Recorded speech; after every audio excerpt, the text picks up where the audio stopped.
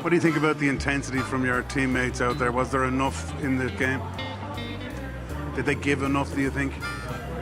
What you mean? Your question of my teammates?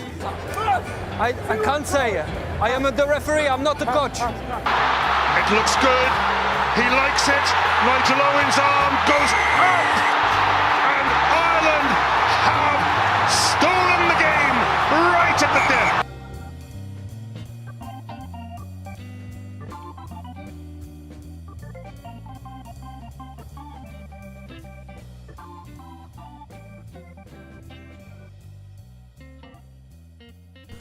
Hello and welcome into episode 15, I think, of the Church then. 15? So it's myself, Neil, Dave. This is Dave. Yeah. This is the sound of my voice. Yeah, so busy week. We're into the playoffs of everything now. It's season defining stuff. We'll start off by looking back at the Pro 14 quarterfinals on last weekend. So first up we had Munster versus Treviso, where Munster got the job done, but it was... I'm going to come out and say, fuck Munster. Add him to the list, Dave. Add him to the list. Fuck Munster. Fuck Munster. No, but like it's a classic example of a team going out there and doing nothing. To me it looked like, now obviously this is not what they intended, but it looked like a team that was trying not to lose. They didn't do anything that looked like a winning move or clinical, or it was like, we'll go out, we'll take our penalties, see what happens. We know Treviso are probably an inferior team and that'll get the job done. Didn't at any stage didn't take the game with a scruff of the neck. And like, I mean, Treviso, obviously the quality stepped up, like they're putting in results, but Munster, who want to be challenging, wanting to be getting beyond the quarters of the Champions Cup, like, that's obviously not the level. And they had a fairly full strength team. I mean, I said it to you, Neil, when we were watching it, that it's a team of meme has-been players and literal who's. That's the polite version. And what was it you said? And Chris Farrelly, which I agreed with entirely. He didn't fall into either camp. But like, Rob, you call out Peter O'Mahony fairly regularly.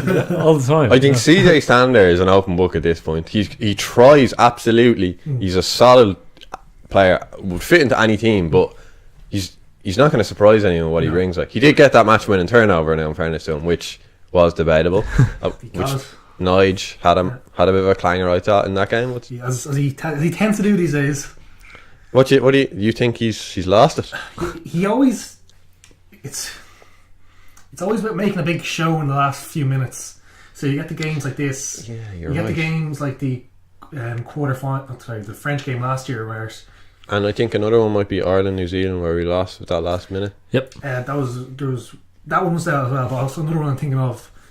It was 2012, I believe it was, when we killed their scrum when it was even, about 5 minutes left, and he wore down a penalty, and they went on to win it off that. Was this another Ireland New Zealand match? Yes, it was the one before we got hammered like 16-0. Yeah, I think. we almost won. Oh, yeah. And the next week we had our that. single worst defeat. Where Paddy Wallace came in and what's his face? I love this moment. I've definitely brought it before, where Jose Aguirre absolutely demolished his keeper. It's a great moment. Why do I take so much pride in that? Like, this is my national player. But we like Keith, but he did get this right. I get what you mean about Nige wanting it to be a big final 10 minutes, but he just completely, the match changes to a new ref in those last 15 minutes or so. Things he pinged before don't get pinged. It's quite obvious, especially when it could be a game-winning thing. Like, Treviso had several penalty claims, I felt, in the last few minutes, but people were like these are calls that are okay to make, but they weren't the calls he was making earlier in the match. They were calls that he was penalising earlier, and then he just ignored them. So you just think consistency is what he misses out on? I think he's just getting worse and worse as a ref. So that's about it. It does strike me as a man who's starting to believe the hype about himself. I think there's a bit too much of that now. Sort of a showman. Like, he is a showman. They come to see it's me. It's a bit of crack. It makes the quip. Everyone laughs, and it's like, well, you're a rugby referee. You have to do this first. So you want more like Angus Gardner, low key bloke. There's no great strength. More John Lacey's. Even the Wayne Barnes for all the stick I give him. Yeah. Because you know what you get at him. Like it might not suit you, and it doesn't suit Irish teams whatsoever. But he does what he does. Like he's. So we're in agreement then. Nide came into part. Big play in White Treviso, Yes. didn't win. Now, Treviso had way too many chances not to well, win. absolutely. And I said it to you again when we were watching it was, like, I was majorly impressed with Treviso's handling all throughout the game. And they had 2 gilt-edged chances where their handling let them At down. least Like, 2. yeah. I think it was 3 breaks. Like, it's just crazy that to have one of your strong points in a game let you down 3 times Yeah. on such game-winning moments. Like, any of them 3 tries had been scored. That was I the think game that's the won, I difference between feel. Treviso and a more experienced team. A team experience of winning. Like a team like Leinster wouldn't go through 2 drop goals that they miss. They'd get themselves in a position where that drop goal is 100% certain. Or else they just trust themselves. Leinster's probably a bad example because they're one of the best teams at keeping the ball for 30, 40 phases and getting something out of it. But it's crazy that I feel that, like, what happened with us with Matt O'Connor, we were still tipping away. Like, we were still putting in performances. It reminds me a bit of what Munster are like now, in that they feel they should be doing better than they are, but they aren't doing better than they are. And sometimes you need that to then change. Like, but I think I can see them going on and winning it now, and nothing will change then. Although they are getting rid of Felix Jones and Jerry Flannery. So I'll talk about that now, I suppose, will we? Yeah. Could do. Jones leaving is no great surprise, I think. But Flannery, like, that's good forwards. The unit, like, sorry, the set piece is good. It's probably not getting the maximum out of the whole forwards as they could be, but that could be part of the attack coaching as well. But it's possible that from the reading of it, how they refused to sign new contracts, they felt they're going to be marginalised, or else the contracts weren't good contracts. So it's interesting that they both left. Do you think it's a case of in for a penny, in for a pound, that they're chums, and like Felix wasn't getting what he wanted, and Flannery said, "All right, you give him what he wants, or I'm gone as well." I don't think it was a case where Flannery had a coaching So role that was there's fine with two independent decisions, is what you're saying. they could be for the same reason that Van Graan wants a clean house and doesn't think these are the people for it. They're not his guys. Yeah, But I did see a lot of comments online surprised at Flannery going, but not so surprised that Felix Jones is going. And as you say, like, even just looking at that Treviso Munster match, I feel like it was the attacking flair, the back moves. It was Munster beforehand weren't that blunt. It did feel very blunt. It was literally just crash up ball, and that was what they did. So Flannery's been found out. He's going somewhere that wants crash ball. But is that an attack coach thing or a forward coach thing? Or that's what I'm saying. It's a bit of both. Like, no, the attack coach sets out the whole philosophy of how we attack. Like, I think the forwards coach is more nuts and bolts, but like there's an element of attack. I think that the problem with Munster's forwards are, aside from like Peter O'Mahony and Tyburn, they have no skill on the ball.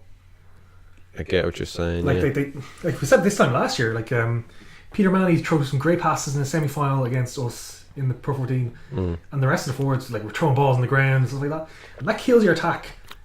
Well, so you're saying Dave Kilcoyne is emblematic of the skill level. Because David Coyne's like one of their best carriers. Yeah, they all don't he seem does. to use him as a carrier though. It's hard if you're like the primary carrier and you're still doing all the other work as a prop. Oh, okay, yeah. Like you still carry well, but the thing is, like, okay, you'll make those 3 or 4 yards, and then what? And the next player gets met on the gain line because that's your carrier down, and you're just doing the same thing over and over. Like it's not a way to do it. I think Tyburn, I say this over and over again, I think he's a back row.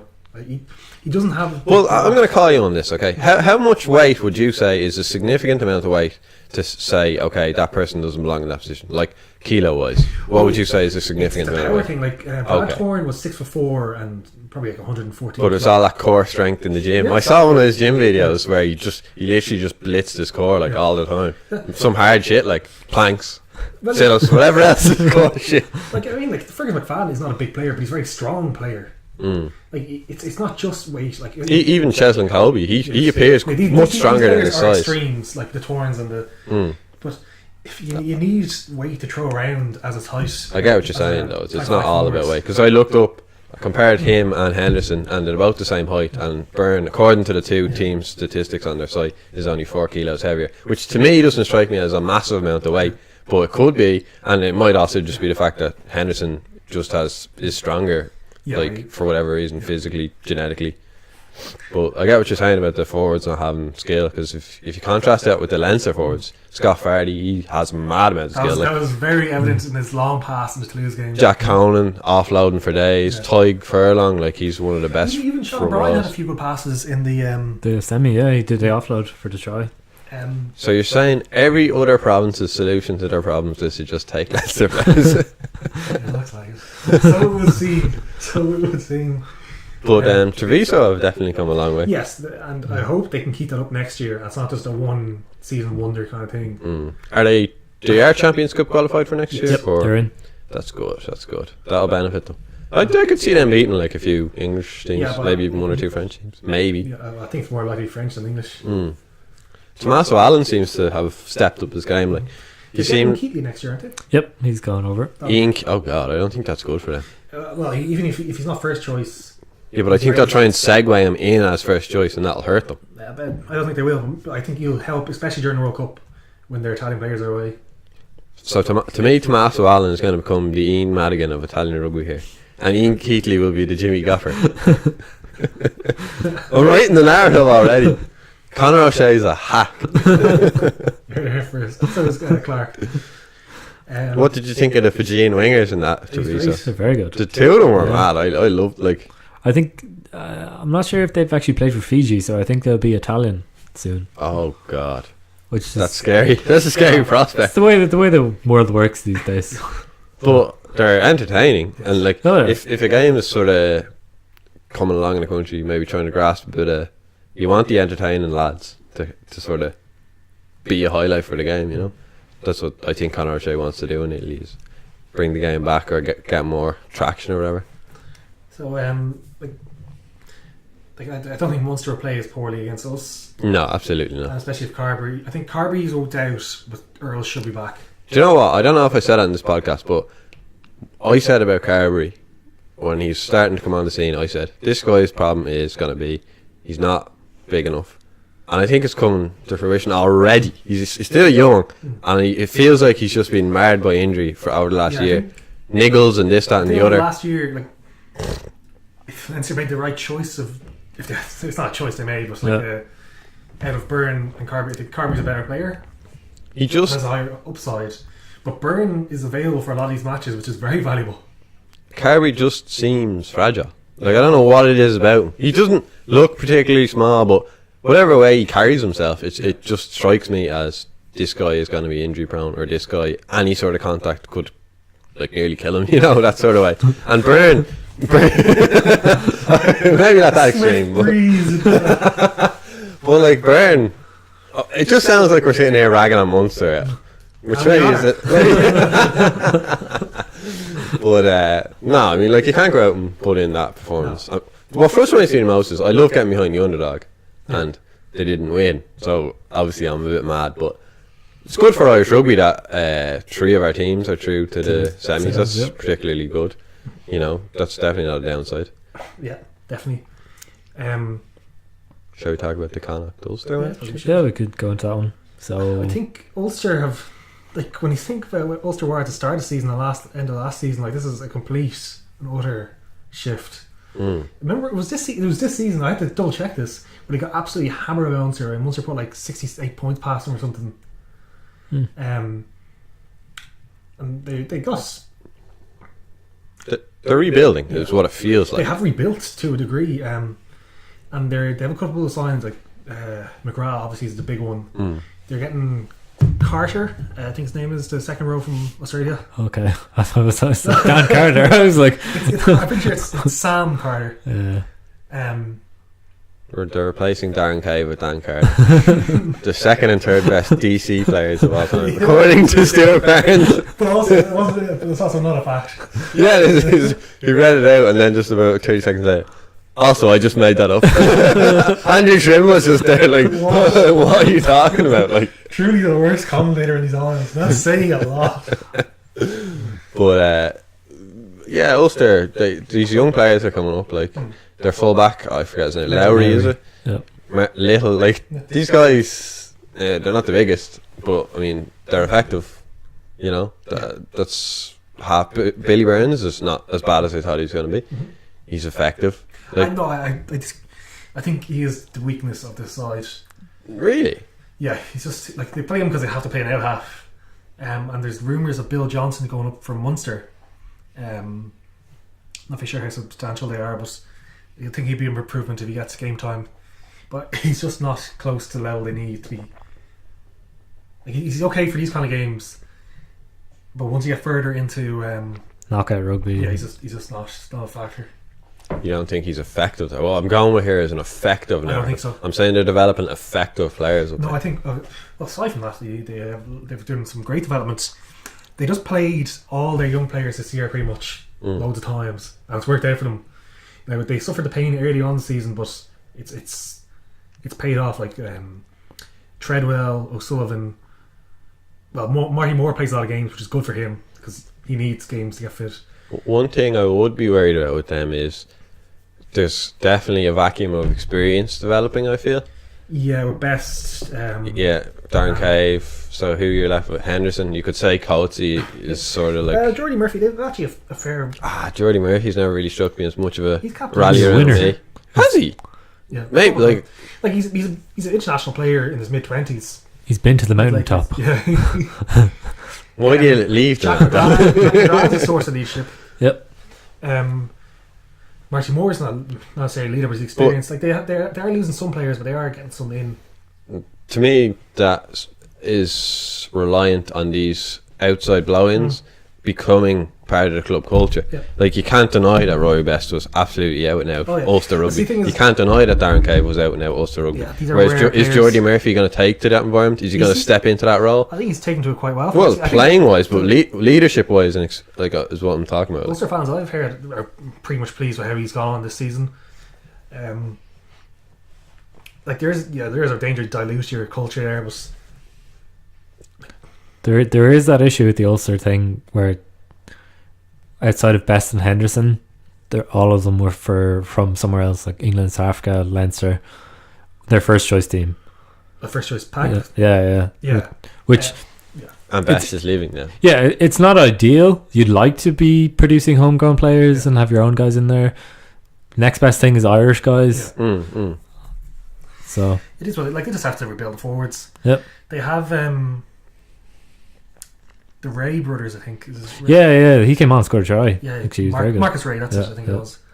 Marcus and Maddie. He came with try against us. Yeah, that's what you need. You just get these players in, like, and over the next couple of seasons, you get more and more of those, and hopefully you can then have your pack of Ulster players, and then a couple of non-Ulster players and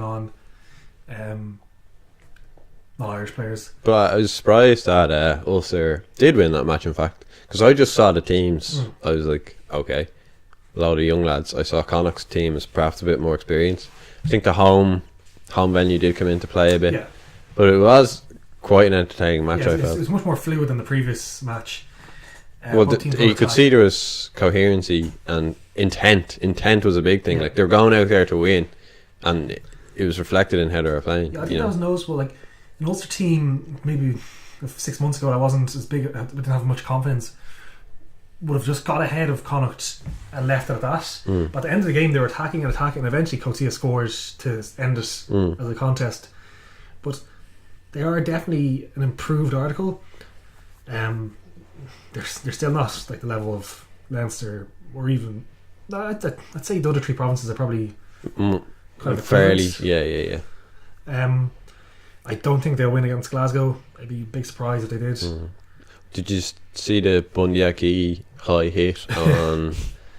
It wasn't Carty, that's for sure. I think it was Billy Burns, if I remember Could correctly. have been. Did you think that was? I thought it could have been really yellow. But when I first saw it, I thought it was a red. But once I saw it again, I didn't think it was as bad as I originally thought. But you thought it was fair enough. I suppose Billy Burns did dip into it a bit. This is the thing, like, it's the ambiguity of it frustrates me. Like, at what point is dipping in? I only just thought about the Sam Kane hit on Robbie Henshaw a few years ago. Yeah. Like, that to me was almost the start of this high hit sort of thing, or at least it hit it at the zeitgeist.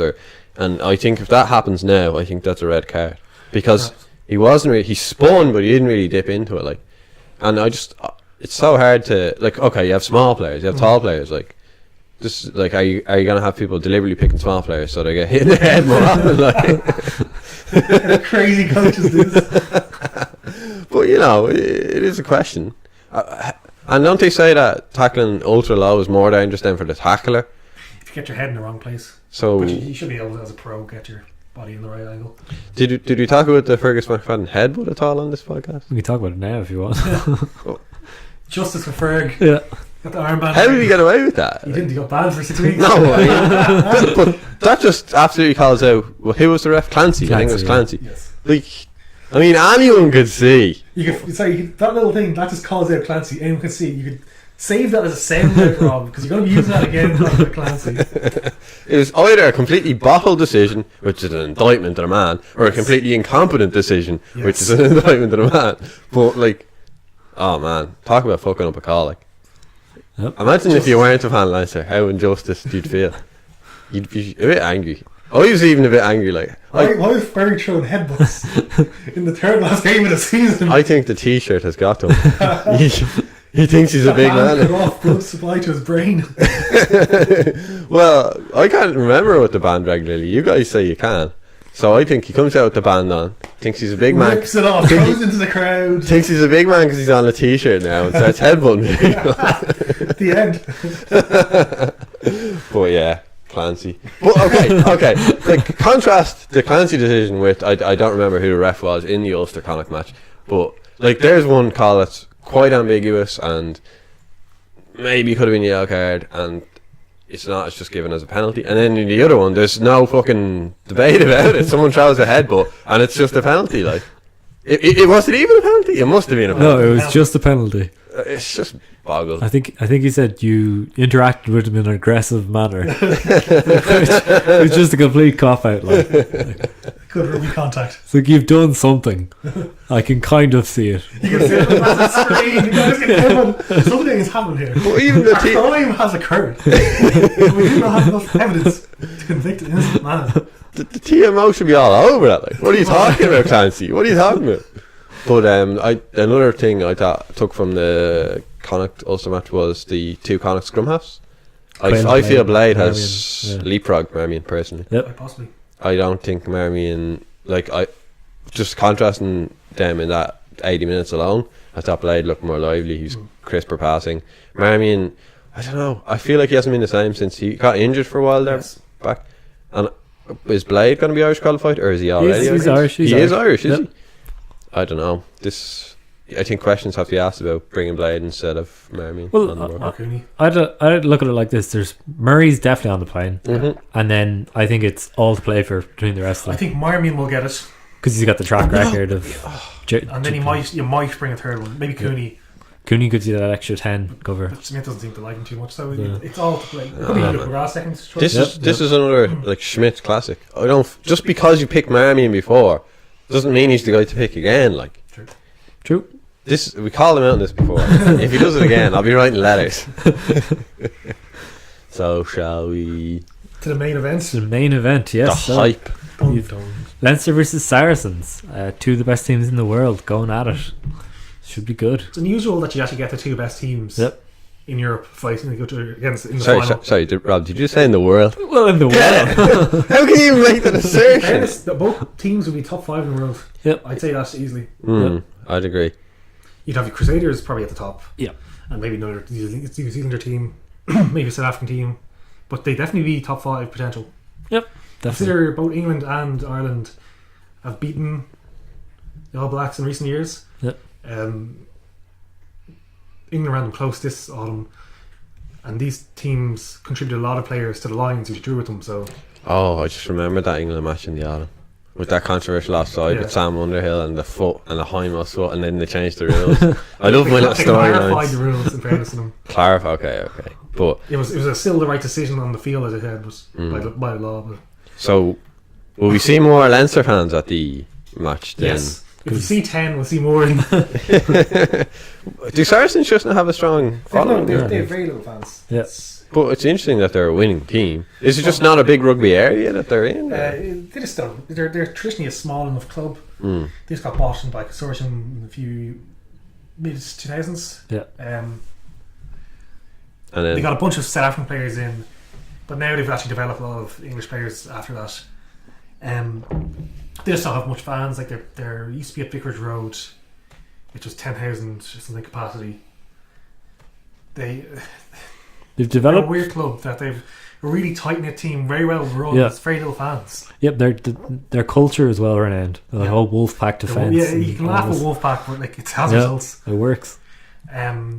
Will Skelton. He's big. Big lad. Thanks for that cutting analysis. We're going in throughout the culture and the fans. He's like, that's a big lad. He's a big guy. But I see a lot of hype about him over the last week. He ran over poor Steenson. Yeah. He's going to do that to Sexton. But I'd be very worried if Skelton was out in open field running and Sexton was the only man near him and he had to set himself like that. As a systems failure at that point. But they have the power game, boys. Both teams rely on their forwards strangling the other team. So it's just going to be a bloodbath. Yeah. Yeah. Oh, It's going to be a war. Yeah, out and out war. And I wouldn't be surprised if one team just kills off the other. A ritualistic display of blood. No, not like that. As in, like the game, everyone said it's 1 point favourites to Saracens, the bookies are saying. Yeah. Everyone's saying, can't tell. But this could be a very one-sided match if one team manages Could to... this destroy our World Cup? I don't think it does. No, but if it's as attritional as you seem to be implying, Oh, sorry. and it's not Saracens do get that edge, Yeah. you're saying it's going to be brutal. Like, okay, so Will Skelton's out there killing people. Johnny Sexton's not going to make it out of this match alive if Will Skelton has something to say. Williams will elite it. So, like, World Cup prospects could be Could be damaged here. Imagine if Gary Ringrose and Robbie Henshaw got injured. Like. That'd be bad. It'd be very bad. Yeah, there's no way. You can say that about 8 times a year, though. But we're going into the World Cup. So James Lowe got the nod ahead of... Gibson Park Gibson had a Park. calf injury, so he was made for him that decision. But I think it is the right decision, regardless. Yeah, Lowe was pretty special against Toulouse. Yeah. So if you can even tap into that, I think it's a good. I didn't really have questions about James Lowe, other than thinking he's a sociopath. But I think it does show a lot about him that he didn't get much game time this year, or at least big. Yes, big match. He actually Yeah, has big match game a good time. amount of game time, but just he missed the big ones. And I was asking questions in those little games where he almost seemed to be forcing it a bit too much, and then he came in from the cold almost against Toulouse, and man, world class. Like, that's to be able to do that, to be able to turn it on, is good. Yeah. Shows that he's mentally strong and he has the skills. So He's also physically strong. yeah, he's a good lad. Like, Cutting analysis once again. He's good. I wonder how many people I've said that about on here every week. This is a very big Saracens pack. How come I can say Will Skelton's big and it gets laughed at, but then this is the package? The way I say it. I stated like everyone knows this, but it should be emphasised. They're playing 3 second rows. Yep. Jackson Ray is also number 8 at times, so it's like Jesus. it could be air to target on the ground. But to me, that says, and we know that Gar says is the ref, and we know what happened in the Munster match. Yeah, To me, it says they're not really going to compete so much as just try and blast us out of there. and that's what Garces allows you to do. But on the other hand, we're playing 3 second rows. Do you know what might be a smart little tactic, and they might actually exploit it? And we've seen it done once or twice before. Now, obviously, the other team will adapt, but if you go in, feign to go in for the clear out, and then step back, and they really run in beyond the clear out, I think that gets penalised sometimes, doesn't it? It's very obvious. So that's why it gets penalised, because if the person stays there, it's not that obvious. But if the fact that we're backing out, it looks really obvious. But Yeah. like that's not a guarantee that you'll get that.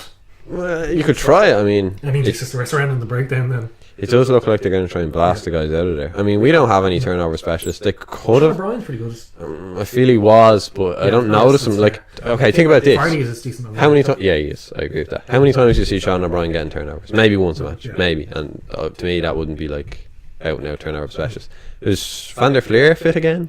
He's made a great recovery. Yep. This game was too quick for him, but he says he might be back for the Next week. semi-final. Okay. Yeah, I The other that's not the pack you'd want to see coming back in your first game. Like, being told to go in and pilfer for that ball, and you have the skeletons and Billy Vunipolas of this world coming in and trying to blast you out of it. Like, it wouldn't be too There's a pleasing. potential weak link in their tight head. There's the American tight head. Tui Salapi Tui. It's TT Ramos. Look, I gave it a shot, right? Probably close. Is he the US guy? Yes. Yeah. Munster didn't really get much change out of the scrum, but it's possible we will. So we think we should target that area. How's Gareth says on the scrum? Is he French lightweight? ref Very is- French. Does he understand? Like, Whoever's going forward, you get it. But they have beefy second row, so that could counteract. but we've sort of picked 3 second rows. So maybe I know, but saying Skeleton's a big unit. Like, we're talking about how Byrne isn't given too much weight in the tight impacts. Skeleton is nothing but weight in the tight. But this is what people are saying, that he's shedded a lot of weight, but it's still massive, and now he has the fitness to back it up. He's like the good I don't Charlie think that- Falmina of the second row. I don't think he has that much fitness. Like he's fitter than he was. He did lose a lot of weight. He was an absolute joke when he came. Like, I remember watching him the first season. He'd come on to a game and be out of breath in like 5 minutes and just give away a penalty. He gives away a lot of penalties. But I think there's a danger for Saracens here now. If Getting tired. because that's a big pack. If we manage to move them around, Am I imagining things, or is this just hopeful of me thinking that I heard it was going to be quite hot at this match? no, it's going to be a bit wet. Not very sure about the Okay, temperature, but maybe I just made that up to try and make myself a bit happier. I think that's a potential way Leinster could win that match. I was thinking that actually. I was going to ask because we saw it against Toulouse. Remember, like James Lowe took a quick 22 dropout, and there was a clear game plan. It was we got to play, and we got to play Toulouse fast. have a bigger pack than this. Yeah. And they weren't nearly as fit. So it'll be Have a hot interesting. day, so- Be interesting if Leinster do resort I to think they will that. try play it quickly. I think playing quickly probably suits us a bit better than them. Yep. Although their backs are incredibly good at unstructured counter-attacks. Yes. And Liam Williams, Alex Good, Sean Maitland. That's a pretty potent back three. Barrett is good at this level. He's good attacking at this level. He's their general of the backs, isn't he? Yeah, Defensive. a lot of this game will depend on injuries, because I think it's going to be very attritional. Yeah, now the more you say that, I definitely feel Like, if Brad Barrett goes off early, that could be a big influence. Henshaw goes off early. Who do we have? Rory O'Loughlin to come on I instead don't of think him? that'd Like, be too bad, but I think Loco. I'm thinking. You just like saying lock I up. know. Let me have my moment. But I think something like if Luke McGrath gets injured early, that could be game over. Oh Jesus, it's Hugh Sullivan, isn't it? Oh man. Could be the making of one. Yeah. Or if someone like Billy goes off early, like, these are all things that could happen. And I think in a match this attritional, you're going to see injuries. Yeah. So that could decide a game, like something like that. So the battle of the tens. What were we thinking? I If don't Sexton think- can hold his nerve. I don't think the tens will actually. decide Yeah, the oh, game. come on. Stuart Barnes is going to be all over that battle of the tens tomorrow. It's We a need to very know. good Narrative. it is. But I think that the games will be decided by the packs. Like, if one pack can get an edge, both out halves are good enough and have good enough back lines to exploit that. Does Farrell implode very often? I don't think he does. No, but he can lose the plot. Similar to Sexton, actually. Yeah. They always remind me of each other. They lose their plots in different ways. Sexton starts bitching at people, and Farrell starts to get thrown in shoulder high Well, hits. this is what I'm thinking tomorrow. He does it, like, and he's going to try and put down a He get marker. away. Well, no, I don't think he's going to get away. Someone has to call him on it sometime. So I want to see in the first 5 minutes Owen Farrell going out there trying to be a big man, throw in a shoulder, and then look at a red card. That'd be great. That'd be But brilliant. would you not feel a little bit cheated if you won on the Absolutely base? not. They all What happens, count. we win. Yeah. It would destroy the like showiness of it, or the occasion, if you will. You know, it would make it a bit unfair, I think. And this is what we want. We want to be entertained. We want the big occasion. We want to come down the last 3 minutes, last minute drop goal or something, like, you know. That's ultimately. I would love a comfortable win. Yeah. I wouldn't be feeling safe unless there was like 2 scores in it and less than a minute left. Yeah. I just noticed. Shows how much I look at the team. Sean Cronin's back in. I didn't think he was going to make it, actually. We'll move on to the Leinster team, I suppose. Yep. Sean Cronin was touch and go. He didn't make the captain's run or training on Thursday, I think. But he's obviously fit enough now. I think he's a pretty big boost. That's absolutely, because we always say, or at least you, Neil, because you always call out players for being small, that James Tracy isn't big enough, or he doesn't have the power. Yeah, exactly. And that could have been a big target point in that, like It's nice to have someone with Cronin's carrying ability on the speed boost. Yeah. Jack think- McGrath coming back in is quite big. I think if they're happy enough with his performance, he's an improvement over both Dooley and Byrne, and he's got a lot of experience in this match. I feel a lot better with him and Ruddock on the bench than I did. Well, I know like Daly and Deegan. I suppose it was Deegan and Doris were covering the back row, second row in the previous match. But I feel a lot better with those two back. I think both of them are going to be needed if we're going to win this match. Yeah, I would almost like to see Ruddock starting, but then I couldn't pick someone to not have starting instead of him, sort of way. So I feel the same. Like, it's weird for Ruddock to be on the bench, though. No, I don't. Generally he plays because he's a good 6. Yeah. Or else he's injured. So then, what would be the logic of having Fardy instead of? Fardy played really well last week. Yep. He played best team. Yeah, he probably was the man of the match, actually. He's a very smart player, and we're going to need a good amount of smarts. The wiliness, the dark He also gives away arts, loads if of you will. penalties. Yeah, he gives away a lot, but I think you need someone like that in a fight. That's going to be. And if it's as chaotic at the breakdown as we think it could be, then we want the guys who can Ruddock bend it. never really struck me as a nuanced breakdown operator. Like he throws himself into them, but he's not like a turnover merchant. But it'd be good to see him coming on with 20 minutes, 30 minutes to go and just throwing himself in for that.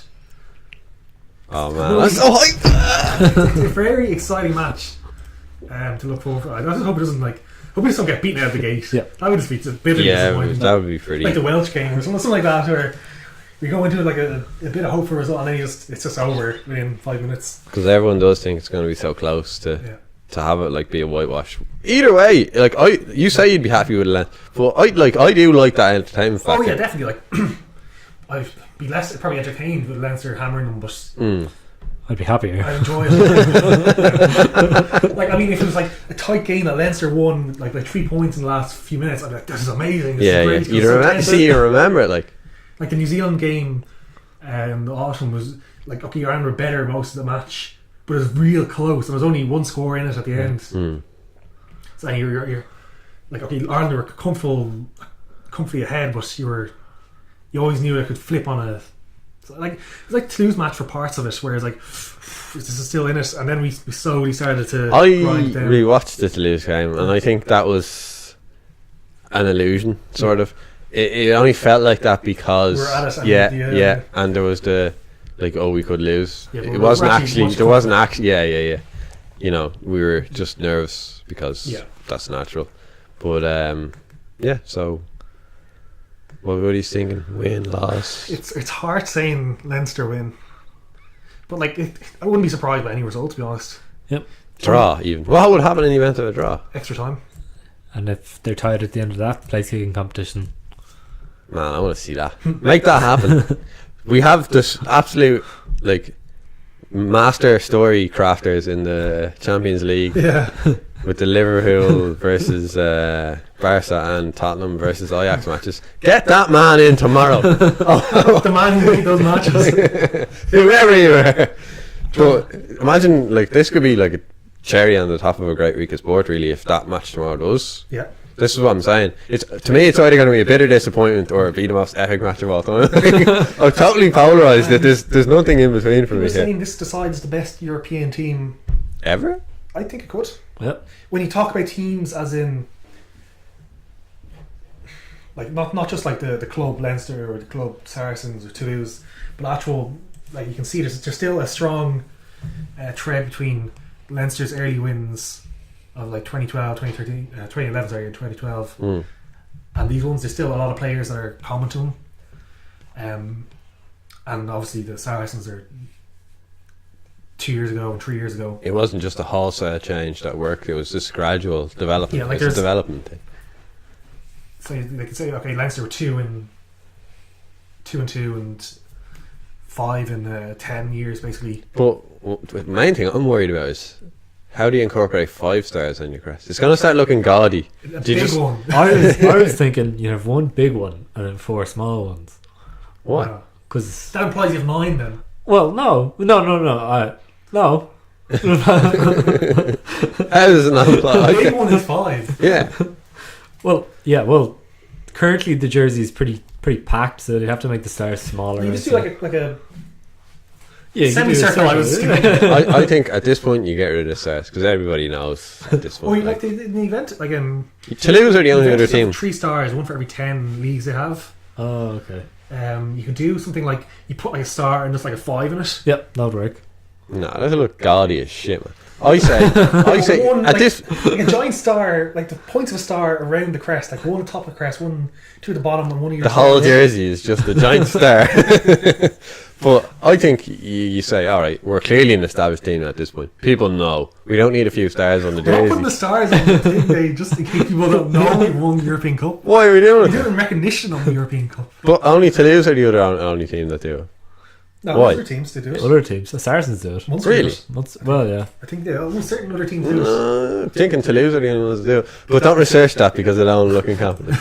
Just accept what I've said. So you think Leinster will do it or to win? I'm hoping Leinster win. Like I said before, Saracens are 1 point favourites. That's so close in a game this big. It could go either way.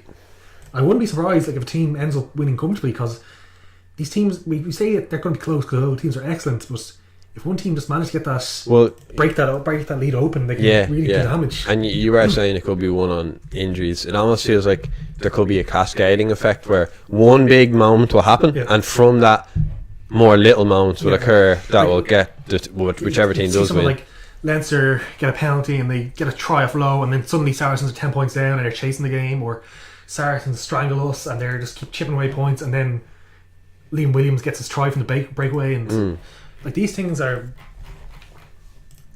It's hard to say because both teams are so good. Yeah. Like in Toulouse game, you could say, okay, Leinster could run them off their feet. Dangerous Toulouse bulldoze Leinster, but like that was their win condition. They couldn't. Okay. Let's take it back to the Saracens Munster match. Yeah. Were Saracens really all that convincing against what we believe to be maybe above average Munster side? They were fairly convincing.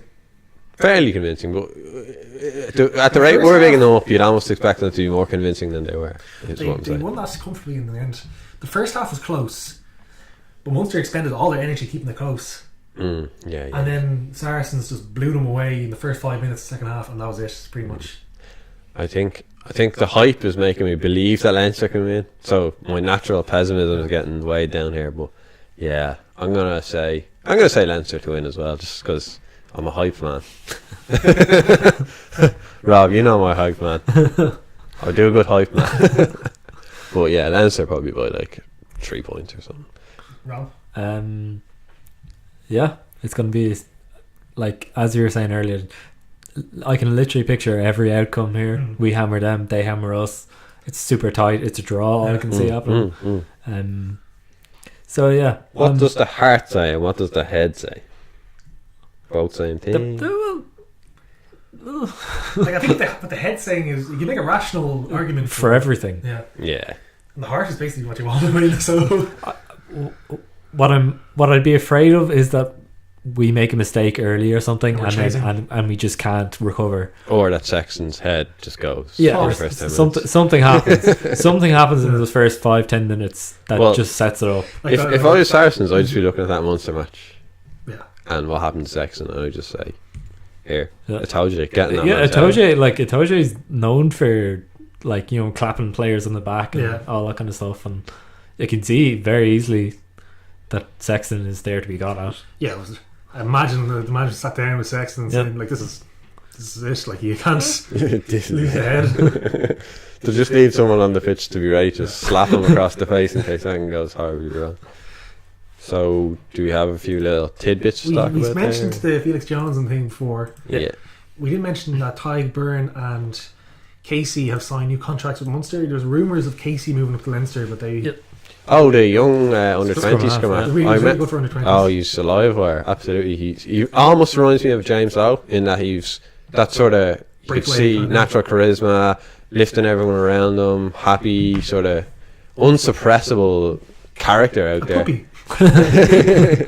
But the KC to Leinster thing was just outright speculation, no? I think it was because like Munster stocking up in scrum halves, and this guy's got like a few minutes the entire season. I think he had 4 minutes. Um, So But apparently Leinster approached him yeah, to try and get him to move. because like Leinster, okay, Luke Morales first choice, but like the second choice is open. Sorry, Gibson Park is obviously there, but that third choice spot is open. would you, if you're Casey, though, would you want to come up to Leinster for a third choice? Is what I'm saying. Well, it's third choice, or else he's against Murray. You're not going to have him. I'll be Matheson for the first few months at least. Hugh Sullivan, who did the spot in. Who? I mean, O'Sullivan? Nick McCarthy. Nick McCarthy, sorry. Yeah. So that's 3 people already, plus whoever else you're fighting with in the academy spaces. I think they have someone called Poland or something. Oh, That maybe, name yeah. rings a bell. They're getting rid of Hart. They're getting rid of Williams. Duncan Williams. Yeah, they just have a massive stock of scrum halves. Where's Williams gone? He's done. No. He's playing for Cork Hall. He's retired. Yeah, he's played in the AIL final there last week. Oh, Scored a try. The winning try. I thought Leicester Tigers were picking up on. They're picking everyone. That's one thing Leicester Tigers needs. Duncan Williams, no read, 9-10 combination. Really? So London Irish as well have made some big signings. Yeah, they've made loads of A lot of signings. signings, yeah. Paddy Jackson back with an Irish team. Nobody ever thought it would happen. And look at him now. Like Sean O'Brien, Kepu, Naholo. Naholo won't surprise me. Yeah. Coleman. Maybe it's because I haven't been seeing much of New Zealand. But Scottish lad, Dell? Possibly. Dell? The name whereas, like, Scottish prop. as I understand it, there's not much rugby in. Sorry, not much rugby. Not much money in English rugby at the minute. So where's The opposite.